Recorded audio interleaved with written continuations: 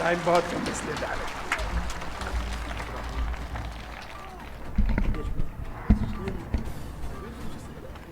रजनी पाटिल जी, असगर करबलाई जी, कमर अली खान जी, गुलाम रजा जी, मनोज यादव जी, यूसुफ अली जी, Congress party के हमारे प्यारे कार्यकर्ता भाइयों और बहनों, आप सबका यहाँ बहुत बहुत स्वागत, नमस्कार।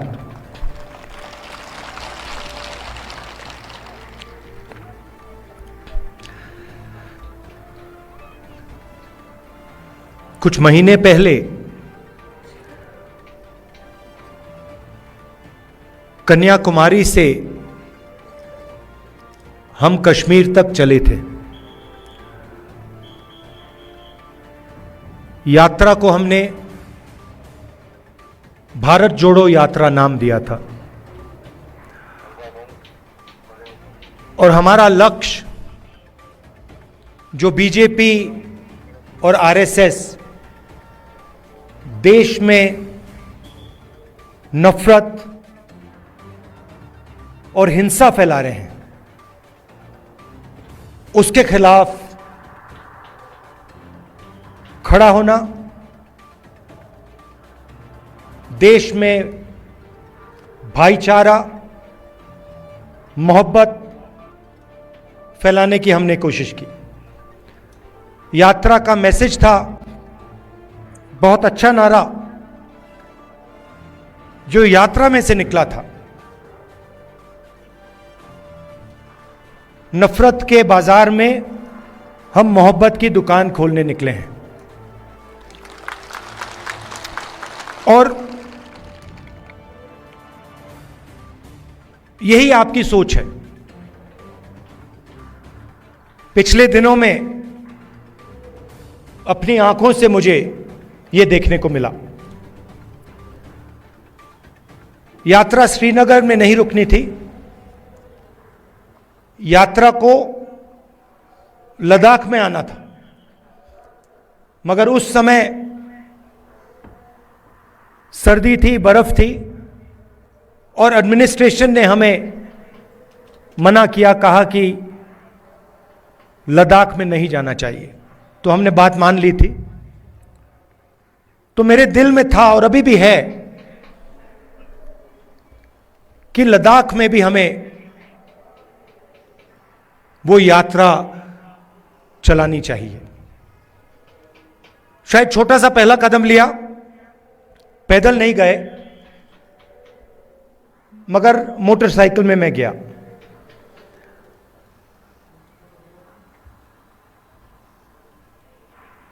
और लद्दाख के कोने कोने में मैं गया, लोगों से बात की, गरीब लोगों से, माताओं बहनों से, युवाओं से, और जो आपके दिल में है उसको समझने की कोशिश की। दूसरे नेता हैं, वो अपनी मन की बात करते हैं। मैंने सोचा मैं आपकी मन की बात सुनूं।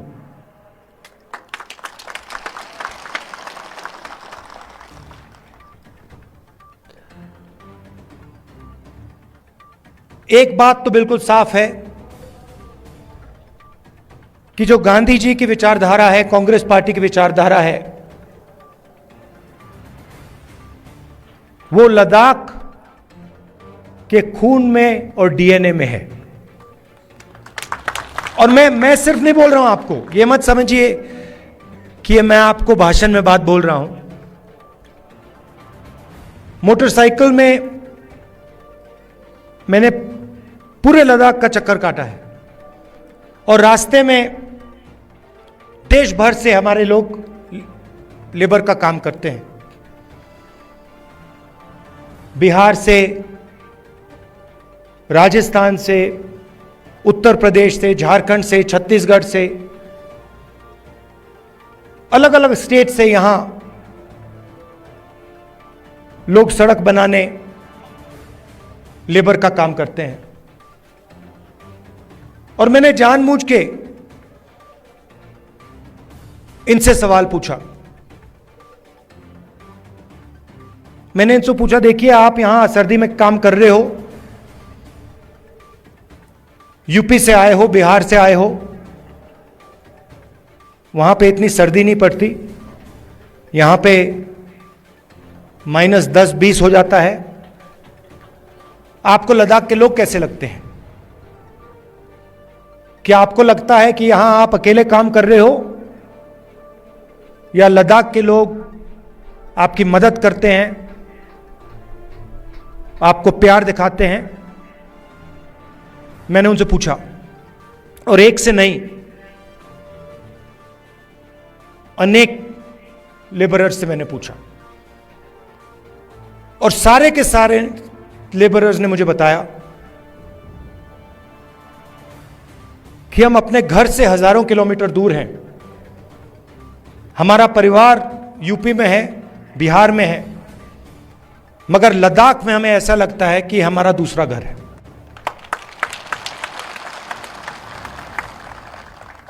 यहां पे जो भी कठिनाई होती है, पत्थर गिर जाते हैं, चोट लग जाती है, सर्दी होती है, भूख लग जाती है, लद्दाख के लोग हमारी मदद करते हैं। और जब भी हम उनके पास मदद के लिए जाते हैं, वो एकदम हमारी मदद करते हैं।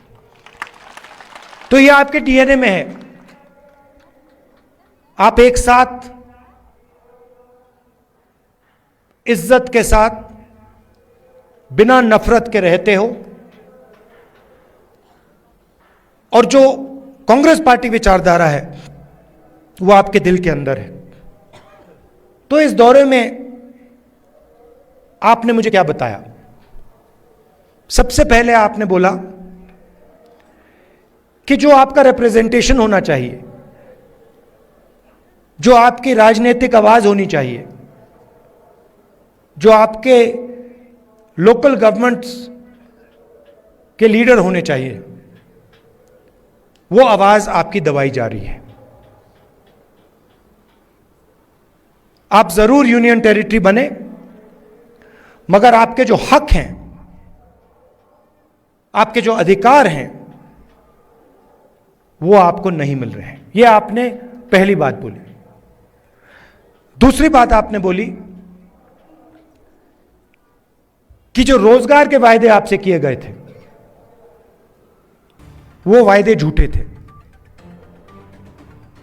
और लद्दाख के कोने कोने में अगर किसी भी युवा से बात की जाए, वो आपको कहेगा कि लद्दाख बेरोजगारी का एपिसेंटर है। तीसरी बात आपने बोली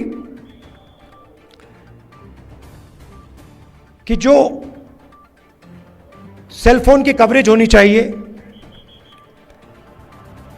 जो कम्युनिकेशन का सिस्टम होना चाहिए,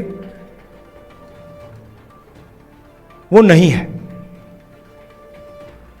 यहां शायद आपने लोकल एयरपोर्ट की भी बात की कि यहां पे आपका एयरपोर्ट है मगर हवाई जहाज नहीं आता है।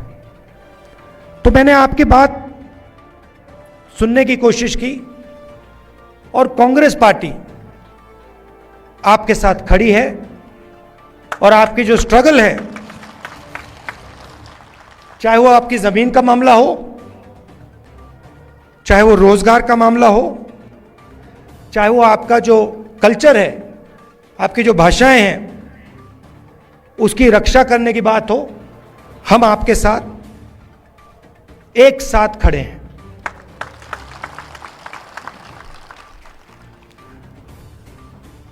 यहां पे सब लोग जानते हैं कि बहुत सारे नेचुरल रिसोर्सेज हैं। 21वीं सदी में सोलर एनर्जी की बात की जाती है, और लद्दाख में सोलर एनर्जी की कोई कमी नहीं है। बीजेपी के लोग ये जानते हैं समझते हैं कि अगर आपको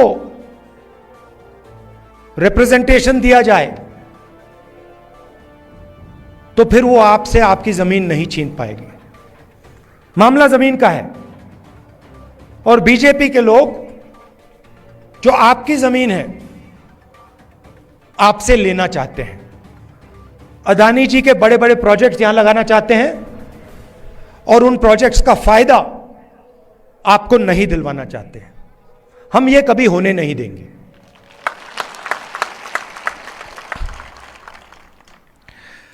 कांग्रेस पार्टी ने जो लेह की एपेक्स बॉडी है और कारगिल डेमोक्रेटिक अलायंस जो है और इनकी जो डिमांड्स हैं उनका हमने पूरा समर्थन किया है।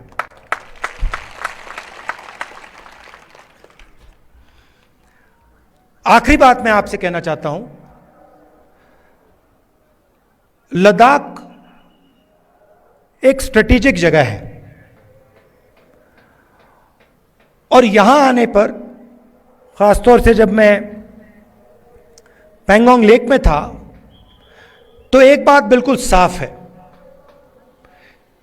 कि चाइना ने हिंदुस्तान की जमीन ली है। हजारों किलोमीटर जमीन हिंदुस्तान की चाइना ने हमसे छीनी है। और दुख की बात है कि हिंदुस्तान के प्रधानमंत्री ने ऑपोजिशन की मीटिंग में कहा कि हिंदुस्तान का 1 इंच किसी ने नहीं लिया है। यह सरासर झूठ है। लद्दाख का हर व्यक्ति इस बात को जानता है कि लद्दाख की जमीन चाइना ने हिंदुस्तान से ली है और प्रधानमंत्री जी सच नहीं बोल रहे हैं। और आपका जो रोल रहा है, खासतौर से कारगिल का रोल रहा है, उसके बारे में भी मैं कहना चाहता हूं। जब भी हिंदुस्तान को आपकी जरूरत पड़ी है, जब भी बॉर्डर पे युद्ध हुआ है, तो कारगिल के लोग एक आवाज के साथ हिंदुस्तान के साथ खड़े हुए हैं। यह आपकी हिस्ट्री है। यह आपने एक बार नहीं, अनेक बार देश को दिखाया है। तो मैं इसके लिए आपको दिल से धन्यवाद करना चाहता हूं और आपको आश्वासन देना चाहता हूं कि इस देश में बहुत सारे धर्म के लोग हैं, अलग अलग जात के लोग हैं, अलग अलग भाषाएं बोलते हैं लोग। हमारे लिए सब लोग एक हैं और इस देश में सब लोगों को इज्जत से, मोहब्बत से रहना चाहिए। आप यहां आए, आपने अपना कीमती समय मुझे दिया, इसके लिए मैं आपको दिल से धन्यवाद कहना चाहता हूं। और अंत में कहना चाहता हूं कि अब मैं लद्दाख के चारों ओर घुमा हूं और शायद यह हिंदुस्तान की सबसे सुंदर जगह है और यहां के लोग दिल से बात करते हैं, प्यार से बात करते हैं। इसके लिए आप सबको बहुत बहुत धन्यवाद। नमस्कार, जय हिंद, सलाम।